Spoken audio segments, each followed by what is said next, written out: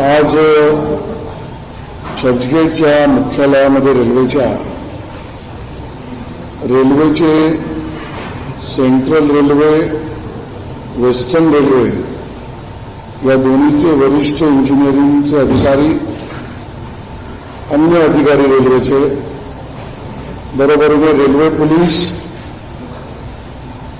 Local police, Mumbai महानगरपालिका अतिरिक्त आयुक्त आणि सर्व अधिकारी, कलेक्टर, म्हाडा, SRA या संबंधित प्राधिकरणाचे सर्व अधिकारी या सगळ्यांची एक आढावा बैठक त्या ठिकाणी मी घेतली. विषय स्वाभाविक, येणाऱ्या मान्सूनच्या पावसामध्ये रेल्वे बंद होऊ नये, पाणी तुंबल्यामुळे रेल्वे ट्रॅकवर पाणी येऊ नये, रेल्वे कल्वर्ट साफ व्हावे, रेल्वेचे साईड ड्रेन्स संपूर्णतः साफ व्हावे, रेल्वे ट्रॅकवर झाडं, झाडाच्या फांद्या, रेल्वे ट्रॅकच्या जवळच्या वॉल किंवा स्ट्रक्चर्स याचा अपघात होता कामा नये आणि कुठूनही वाहतुकीला त्रास होऊ नये, किंबहुना कमीत कमी त्रास व्हावा, या सगळ्या गोष्टींच्या विषयाचा आढावा घेतला. सर्व बाबी बघितल्यानंतर काम महापालिका आणि रेल्वे या दोघांच्या समन्वयाने आणि रेल्वे पोलिसांच्याही समन्वयाने होणं अपेक्षित आहे. त्यातल्या ज्या गोष्टी कोऑर्डिनेशनच्या आहेत त्या पूर्ण करण्याचे निर्देश त्या ठिकाणी आपण दिले. ज्या महत्त्वाच्या गोष्टी ठरल्या, निर्देश दिले किंवा माहिती जी आहे ती मी त्या ठिकाणी सांगतोय. काल परवाच्या पावसामध्ये दादर स्थानकामध्ये, रेल्वे स्थानकातना स्लो झालेली ट्रेन आणि त्यामुळे प्रवाशांची होणारी दाणादाण आणि वाढणारी गर्दी या स्थितीवर स्थानिक पोलीस, रेल्वे पोलिसांबरोबर PMCच्या डिझास्टर मॅनेजमेंटशी सेलशी बोलून 3 मिनिटात येणारी रेल्वे थोडी उशीर झाली तरी प्रवाशांची संख्या वाढते आणि अशा वेळेला कुठलाही अन्य प्रसंग घडू नये म्हणून रेल्वे स्टेशनवर अशी परिस्थिती झाल्यास एक डिझास्टर प्लॅन बनवावा, ज्यामध्ये BSTच्या बसेसची वाहतूक सेवा सुद्धा घ्यावी आणि असाच प्लॅन दोन्ही रूटवरच्या संबंधित धोकादायक वाटणाऱ्या भागापुरता करावा, हा निर्णय त्या ठिकाणी केला.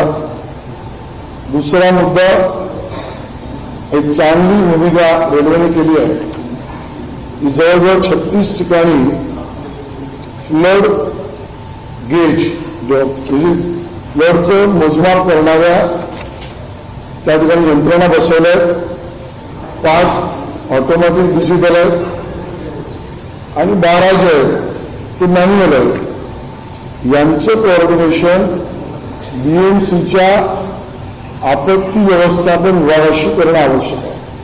कारण रेल्वे ट्रॅकवरचा पडणारा पाऊस आणि त्याचा निचरा याचं मोजमाप रेल्वे यंत्रणा करते, पण पंप लावून जर बाहेर काढलं तर ते नेण्याची पर्जन्य जलवाहिनी आणि नाले याची व्यवस्था महानगरपालिका करते. त्यामुळे त्या दोघांमधला समन्वय करावा. जी माहिती समोर आली त्यामध्ये सेंट्रल रेल्वेच्या बॉम्बे डिव्हिजन CST पासून CSMT पासून लोणावळ्यापर्यंत यामध्ये 400 किलोमीटरची साईड ट्रेन आहे. 21 तारखेपर्यंत 350 किलोमीटर 400 पैकी 60 झाली आहे. उरलेली झाली नसेल तर ती पूर्ण करावी. कलवर्ट सेंट्रल रेल्वेवर 812 आहे, त्यापैकी 750 कलवर्टची साफसफाई झाली आहे. 21 मे पर्यंत उरलेली झाली नसेल तर ती पूर्ण करण्याचे निर्देश दिले. जवळजवळ ज्याला धोकादायक फांद्या पण बाजूच्या झाडाच्या सेंट्रल रेल्वेच्या ट्रॅकवर पडल्या तर भागावर उतरू शकतात अशा 637 आयडेंटिफाईड झाडांच्या फांद्या दिल्या आहेत. त्यापैकी 550 वर कारवाई तोडण्याची झाली आहे. बाकीची 21 पर्यंत झाली नसेल तर ती करण्यात यावी. यावेळेला सेंट्रल रेल्वेने गेल्या वेळेला 96 ठिकाणी पंप्स इन्स्टॉल केले होते. यावेळेला वाढवून 96चे 177 केले आहेत. त्या 177 पैकी 177 पंपचं टेस्टिंग 31 मे पर्यंत पूर्ण करावं. तिथे ऍक्टिव्ह आहेत का, म्हणजे ज्यामुळे अशा परिस्थितीमध्ये पाणी पंप करून बाहेर काढता येईल. बरोबरीने काही स्पॉट बीएमसी, रेल्वे पोलीस आणि रेल्वे प्रशासनाने यावेळेला अलर्ट मोडमध्ये आपण काम करा असे निर्देश आपण दिले. कारण तशी माहिती सगळ्या प्रशासनाने दिली. ज्यामध्ये दादर, चुनाभट्टी तिकडे विशेषतः मुख्याध्यापक नाला त्यात बीएमसी आणि रेल्वे दोघांनी काम करावं. दादर, चुनाभट्टी, कुर्ला, मस्जिद बंदर, भायखळा, सायन, भांडूप आणि सीएसएमटी सुद्धा एक नाला पुढे शहराच्या हद्दीत चोक झालाय, त्याचंही काम पूर्ण करावं. ही हाय अलर्ट मोडमध्ये अलर्ट काम करणं आणि राहिलेली कामं रेल्वेने पूर्ण करणं, नाल्याच्या बाबतीतला सीएसएमटी आणि चुनाभट्टी असे निर्देश त्या ठिकाणी आपण दिले. असंच वेस्टर्न रेल्वेवर चर्चगेट ते विरार हे मुंबई डिव्हिजन आहे. त्यामध्ये 58 कलवटपैकी 52 कलवटची कामं 21 मे पर्यंतचा रिपोर्ट आहे, उरलेली राहिली असती तर ती पूर्ण करावी. साईड ड्रेन्स 56 किलोमीटरची आहे. त्यापैकी 45 किलोमीटर साईड ड्रेन पूर्ण झाली आहे 21 मे पर्यंत. बाकीचे अर्धवट असतील तर ती पूर्ण करावी. बरोबरीने गेल्या वेळेला वेस्टर्न रेल्वेमध्ये 96 पंप्स बसवले होते, ते यावेळेला वाढवून 104 पंप्स केलेले आहेत. त्यापैकी 95 पंपची टेस्टिंग झाली आहे. 100% पंपची टेस्टिंग 31 मे पर्यंत पूर्ण करणं अपेक्षित आहे. 36 झाडं किंवा फांद्या याचा सर्वे पूर्ण झाला आहे बीएमसी आणि रेल्वे. त्यापैकी 32 झाडं किंवा फांद्यांवर काम पूर्ण झालं आहे. ते 100% 36 ही झाड किंवा फांद्या यांचं काम पूर्ण करावं. या ठिकाणी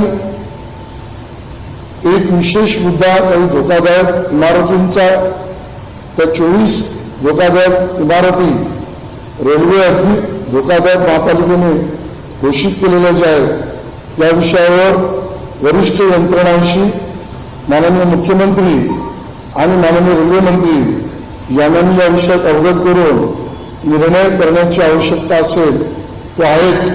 त्या बाबतीतला निर्णय वरिष्ठ पातळीवर करण्याची भूमिका घेतली. तो वरिष्ठांना मी त्या ठिकाणी वरिष्ठ पातळीवर त्याची माहिती देईन.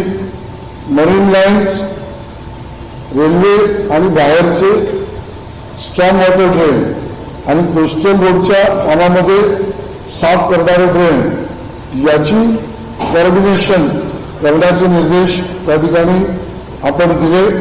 आणि ओव्हरऑल आता या ठिकाणी सेंट्रल रेल्वेवरच्या महत्वाच्या जागाच्या कामांची पाहणी करायला मी स्वतः जात आहे.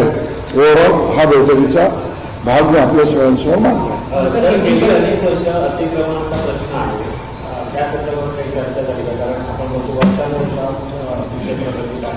अतिक्रमण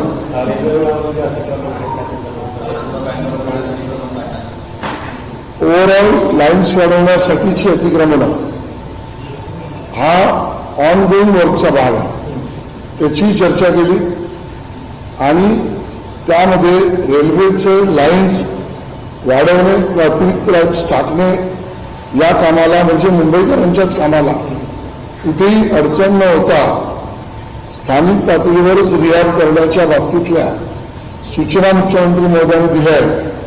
आता महत्वाचा मुद्दा जो आहे तो धोकादायक असलेल्या स्ट्रक्चर्सचं काय करायचं तो वरिष्ठ पातळीवर मी अवगत नाही.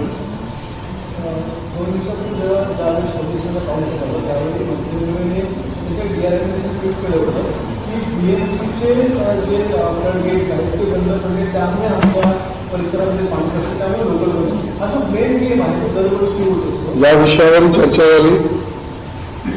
मुंबई महानगरपालिका, रेल्वे प्रशासन, western centre, disaster, railway police, local police यांना आज कडक निर्देश देण्यात आलेले आहेत.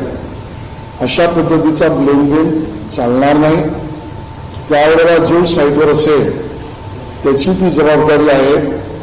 त्यानंतर त्या बाबतीतलं जे एक्सरे किंवा शवविच्छेदन म्हणजे माहितीचं शवविच्छेदन म्हणतात याची माहिती नंतर घेऊ, पण असा कुठलाही ब्लेम गेम चालणार नाही. एकच त्या ठिकाणी सक्त निर्देश दिलेले आहेत. सर, मराठी भाषेला डॉक्टर घेण्यात आलेला आहे, परंतु प्रधानमंत्री मंत्री प्रताप सरनाईक असं म्हणतात की मुंबईची बोलीभाषा जी आहे ती आता हिंदी होत चाललेली आहे किंवा हिंदीचं प्रमाण वाढलेलं आहे. हिंदी आपली भाषा आहे असे त्यांनी म्हटलं. ते काय बोलले याची मला माहिती नाही. त्यावेळी त्यांच्या बोलण्यावर मी प्रतिक्रिया देत नाही आहे. पण मुंबईची बोलीभाषा ही मराठीच आहे. मुंबईच्या अभिमानाची भाषा ही मराठीच आहे. आणि मुंबईतल्या मुंबईकरांनी मराठी समजून घेतलं पाहिजे, शिकलंही पाहिजे, बोललंही पाहिजे. स्वाभाविकता अभिजात भाषेचा दर्जा हाही मराठी आहे. बरोबरीने अन्य भाषिकांनी मराठी शिकलं पाहिजे आणि अन्य भाषेचा अपमान करून मराठी मोठे येईल याच्यावर आमचा भरोसा नाही.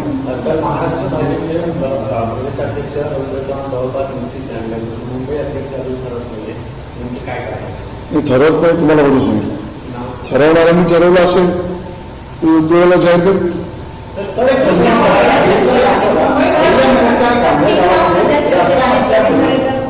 आदिवासी महिलेची प्रसूती ही भर रस्त्यात उड्या करण्याची वेळ आलेली आहे. आठवड्यात ही तिसरी घटना आहे. सरकार करताय का असा प्रश्न आणि उपस्थित झाला. मुळामध्ये व्यवस्था चूक केल्याच पाहिजे. व्यवस्था आहे तरी कमी पडत असेल तर तिथल्या मंत्री ते करतील.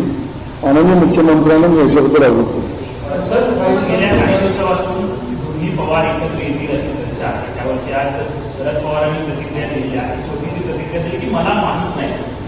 ते येणार आहेत की नाही एकत्र मला माहीत नाही. पवारांना माहिती आहे की नाही मला माहीत नाही. ते दोघं आपापसात बोलतात की नाही याची मला माहीत नाही. ते काही निर्णय करतील असं मला माहीतही नाही, वाटतही नाही. माझ्या दृष्टीने ईस्टर्न आणि वेस्टर्न या दोन लाईन एकत्रितपणे बघणं हे मला माहिती आहे. ते मी करायला सांगतो.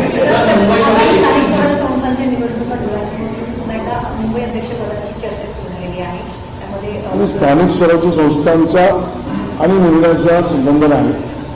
आमच्या संघटनात्मक निवडणुकांचा हा भागच आहे. मी 3 टर्म अध्यक्ष राहिलो आहे.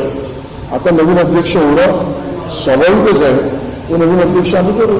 रस्ते कॉन्क्रीट आता बंद झालेला आहे. नाशिक टाकणं सुरुवात झालेली आहे. मात्र कुठेतरी रस्त्यांवरती उंचवटा बाहेर या विषयावर मी पाहणी करताना स्पष्टपणे ऑन साईट 4 ठिकाणी मी पाहणी केली आणि त्याच वेळेला सांगितलं अर्धवट लेंथमध्ये असलेला सीसी रोड जर आपण मास्टिक अस्फाल्ट करणार असू तरी त्याची भरणी आणि लेवल मॅच झाली पाहिजे. आयुक्तांच्या परवाच्या बैठकीत सुद्धा मी सांगितलं ज्या ठिकाणी दोन्ही बाजूला अर्धवट रस्ता असेल त्या ठिकाणी मास्टिक किंवा अस्फाल्ट असेल तोही मॅच झाला पाहिजे. आयुक्तांच्या बैठकीत मी सांगितलं आहे. आम्ही याचा पाठपुरावा करू. दक्षिण मुंबईत अशा घटना ज्या आहे की काही ठिकाणी नाशिक खालती गेलेला आहे आणि उंचवटा जो आहे ही भीती सगळ्यात पहिल्यांदा मी प्रशासनासमोर मानते. आजही प्रशासन ते करत नसेल तर आतापर्यंत कंत्राटदारावर कारवाई झाली.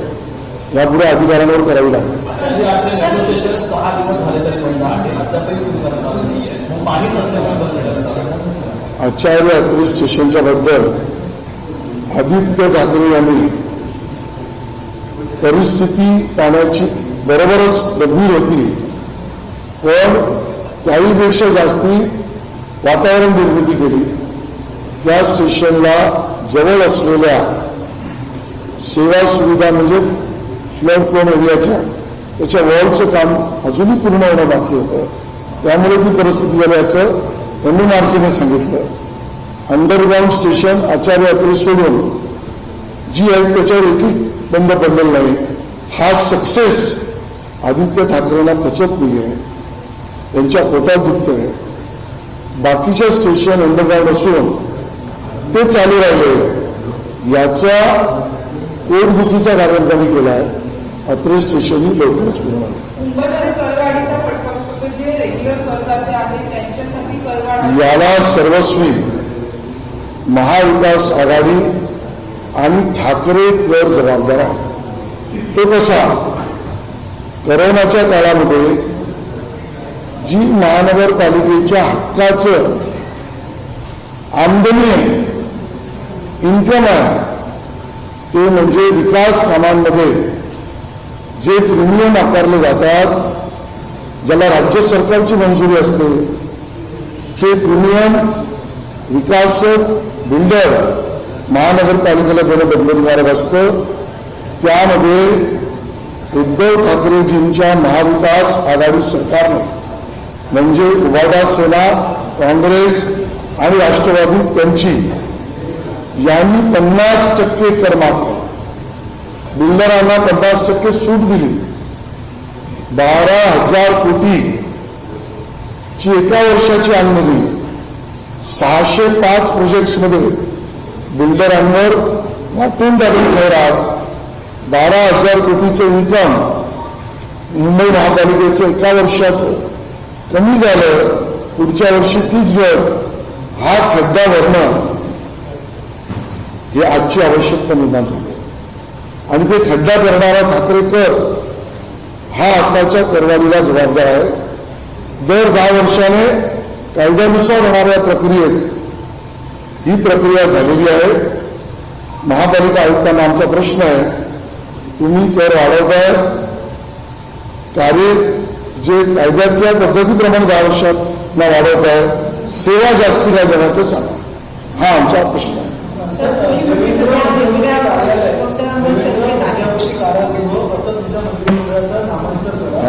देवेंद्र मध्यवर्ती कारागृह असं तुमचं मंत्रिमंडळाचं नामांतर करा असं सामनाच्या अदालतांमध्ये आज सांगितलं. दुर्बळांच्या एंट्रीवरून त्यानुसार टीका केली आहे.